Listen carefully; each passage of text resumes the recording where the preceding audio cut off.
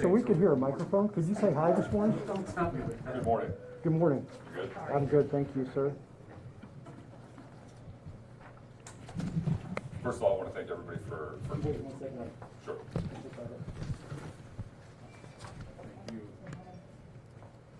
For our stations that are streaming, can you give us like a 30-second head start? Yep, absolutely.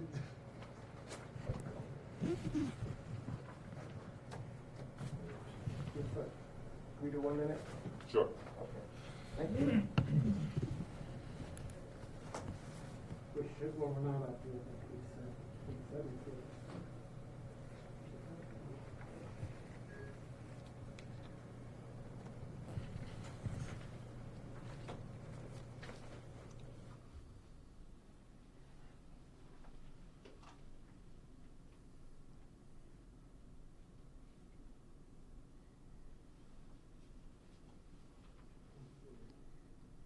I'm good. You want everyone else's? Yep. I'm good. You good? You good? We're good. All right. Thank you. Good morning. I appreciate everybody being here today. My name is Ryan Mears, and I'm your Marion County prosecutor. It's important to note that the allegations that we've just provided to everybody are just allegations, and that the person is only accused of a crime and they are innocent until proven guilty, and they are presumed innocent. I appreciate everybody coming out today. I did want to provide a quick and brief update on the status of this case involving a quadruple murder that occurred this weekend. Today, the Marion County Prosecutor's Office is announcing that we are filing 4 charges of murder against the defendant in this cause: 1 count of attempt murder, a count of robbery, a count of auto theft, and a count of carrying a handgun without a license. The incident that occurred, and as has been widely reported, was over finances. There was a very spirited discussion about stimulus money and about some of the financial issues that this particular couple was going through. And as a result of that conversation, the person who's accused of these crimes, Mr. Halfacre, actually left the residence. He comes back. When he comes back to the residence, he is armed with a firearm. During the course of this argument, the argument continued over the stimulus money. There's an allegation that he then began to actually remove money from our victim's purse, and during the course of this, an altercation occurred which resulted in multiple people being shot. Genetrius Moore is the surviving victim in this case. She was able to provide a first-hand account of what took place inside of that residence. We are very fortunate that she was able to escape and survive what occurred. There was a 911 call placed at 8:18 that night. Officers were dispatched to the scene. Emergency personnel arrived on scene, and when they took Ms. Moore, when emergency personnel encountered Ms. Moore, she was conscious and alert. She was then transported to a nearby hospital, and she arrived at that hospital at 8:35 p.m. Shortly thereafter, she provided a statement, a more complete statement about what occurred, and provided IMPD officers a brief synopsis of everything that she and her family had just endured, and she had indicated that there were additional victims as a result of this crime. IMPD officers then were able to respond and locate the residence. It did take a little bit of time before they were able to find the residence, and then there was a significant delay before the officers actually made entry into the residence where the shooting occurred. At 9:14 p.m., the officers then did make entry into the residence where they located 4 additional victims. A very intense manhunt occurred to try to locate and track down the individual who was believed to be responsible for this incident, and he was located the very next day. When he was taken into custody, he was able to provide a statement to the police where he recounted his version of events, which are outlined in the probable cause affidavit, and upon reviewing all of that information, we decided that the charges that I just mentioned were appropriate. At this time, I'll take any questions. Any consideration for talk about the death penalty in this case at all? So it qualifies for the death penalty, and there are 3 potential factors which would make this death penalty eligible.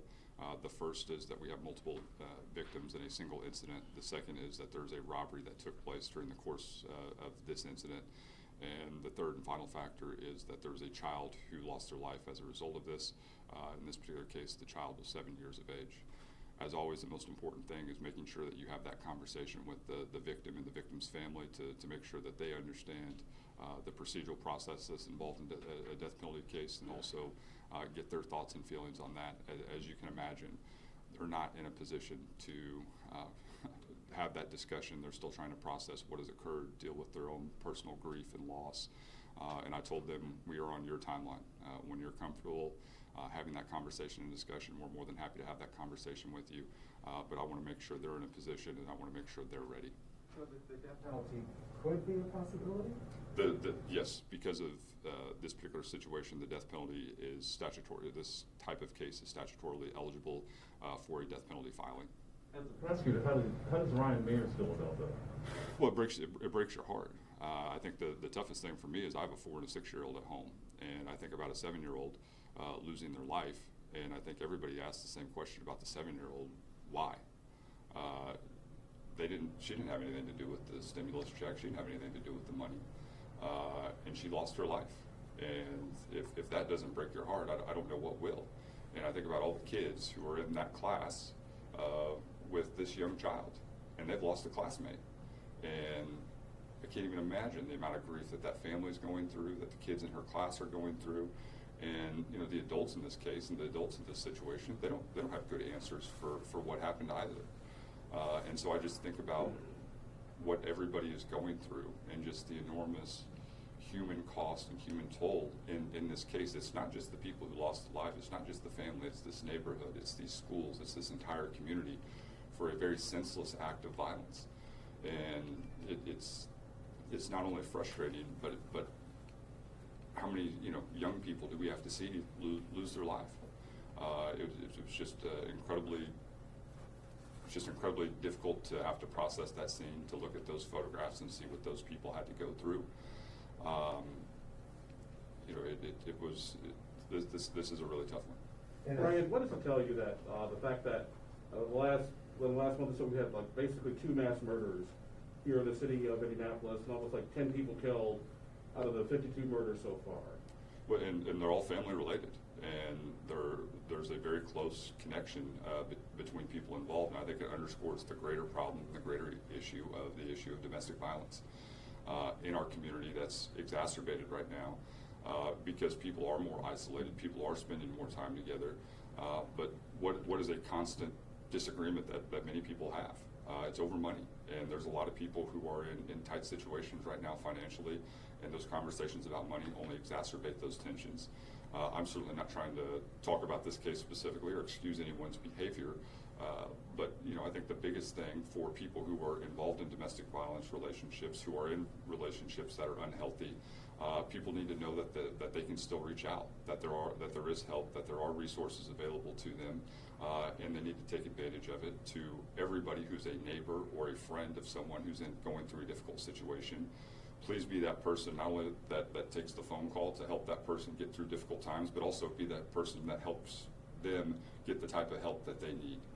There are resources that are out there.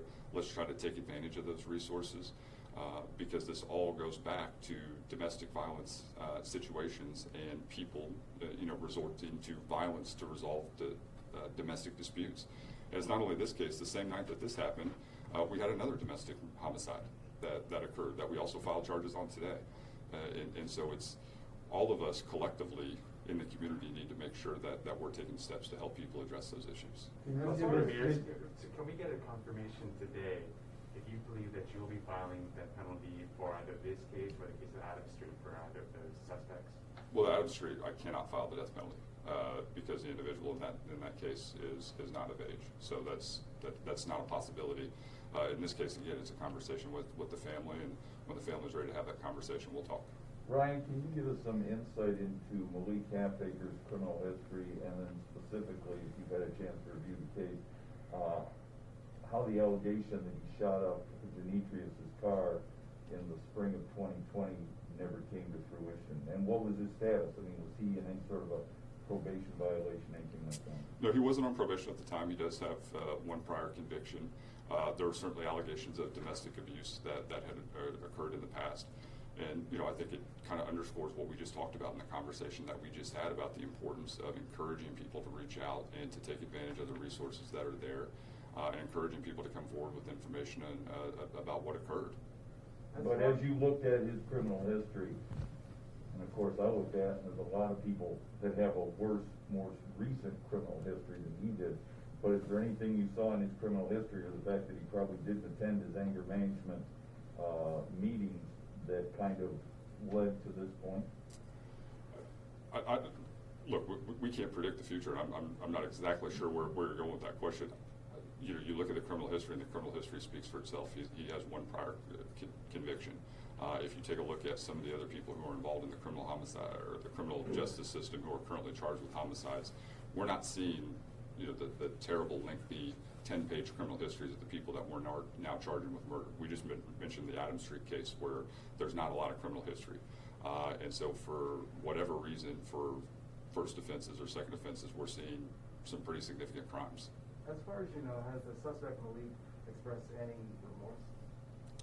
He did provide a statement information to IMPD detectives after this took place.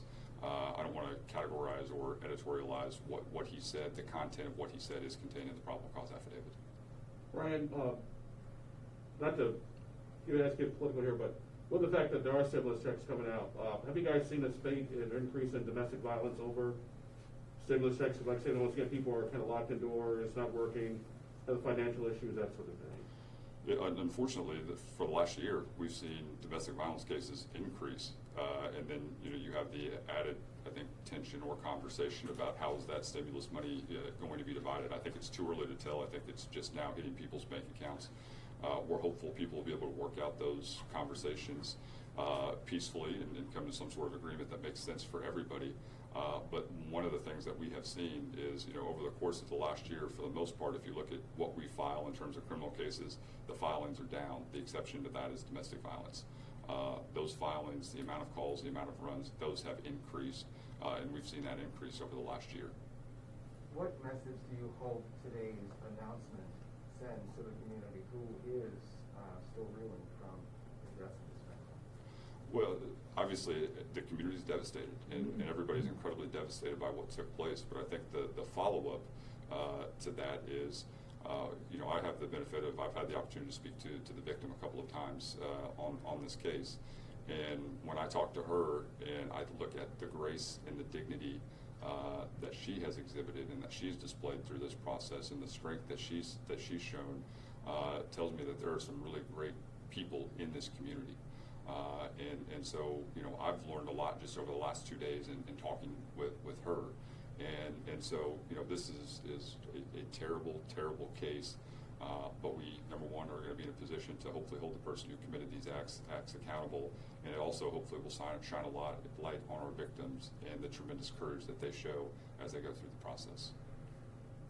Ryan, in reading the probable cause, talking to the investigators, looking through the chronology of how things A, B, C, D, all the way through this, and you spoke about the disturbing fact that a 7-year-old lost their life.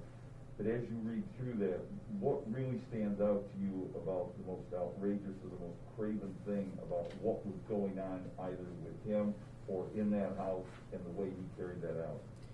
Well, the part that, for me, that I just can't get over is the 7-year-old. And seeing what that scene looked like with her inside the residence, knowing what she had to go through and knowing what the last moments of her life were like, that's the part that is not only sticks with you, but really I think puts this case in the proper context of just how incredibly, number one, how violent it was, but also just the tremendous impact that it's going to have on so many people. And it hopefully does have a tremendous impact on people all across the community, just about how terrible this was and what can we do to prevent something like this from happening again. What do you say, Brian, to families in situations that where a victim has gotten a protective order, like in this case, as far as making sure they stick to that? Obviously, there was something going on in the family prior to this horrific shooting. What do you say to those people who have those protective orders, but they're not abiding by them? Well, the first thing is, I understand the complexity and the challenges of domestic violence cases. And the one thing that I'm never going to do, that you're never going to hear me say, is we can't blame victims. It's really tough to get out of a domestic violence relationship. It's really difficult to break that cycle of violence. And so all of us in the community need to understand it might not happen the first time, and we have to have patience, and we have to continue to offer the support to those individuals. And when they feel that they're in a position to break free, we need to make sure that they have the resources to do that. I think the one thing we can do a better job, though, is let them know that they're not alone and that there are resources to help them. But I think the big thing is, if there's a protective order, just understand the mere contact is breaking the law. The mere conversation, the mere presence is a crime when there's a protective order in place. And so even if the person who's involved in the relationship doesn't necessarily want to call the police at that point, if you know there's a protective order, if you're a friend, if you're a neighbor, and you know there's contact in person in particular, immediately call the police, because it is a crime. Okay. One thing I did just want to add, I did have a chance to talk to the family. There is a number of GoFundMe accounts out there which are inaccurate and are not going to the family. I did just want to note that we're going to provide a link to the GoFundMe account that the family has specifically provided to us. It will go to Janitrius and her family. And so if you guys could pass that along, I'd also appreciate that, because certainly that money needs to go to those individuals. Thank you. Hey, do we have a court date yet? When is the next one?